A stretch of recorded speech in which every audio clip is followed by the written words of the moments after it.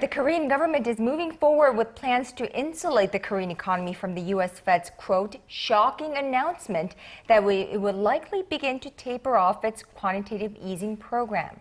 It put forth several measures during an emergency meeting this Monday. Our Eoh Jin-joo has the details. The Korean government and the ruling Saenuri Party have agreed to quickly push ahead with legislation aimed at protecting the domestic market from the impact of the Fed's decision to possibly scale back a stimulus program. At an emergency economic meeting this Monday morning, the two sides decided to speed up efforts to revitalize the Korean New Exchange, a third stock trading platform focused on small business ventures that's set to open on July 1st.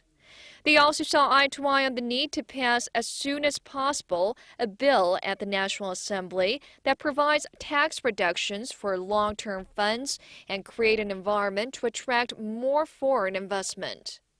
A spokesperson of the ruling Conservative Party explained that although the Fed's decision has increased volatility in the market in the short term, it could be interpreted as a positive sign for the global economic recovery in the long term. So this is why, she added, the government and the assembly should cooperate in trying to solve the difficulties investors face and carry out efforts to boost investment.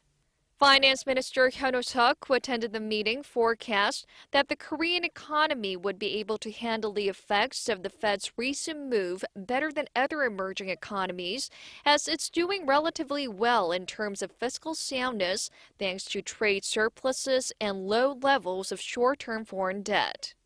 Despite such efforts, Korea's benchmark Kospi tumbled below 1,800 on Monday, closing 1.3% lower than Friday at 1,799, its lowest level in 11 months. Analysts say foreigners offloaded their shares amid lingering fears stemming from the Fed's plans to ease up its stimulus measures. A drop in Chinese shares also pushed Asian markets lower. Eoh Jin-joo, Arirang News.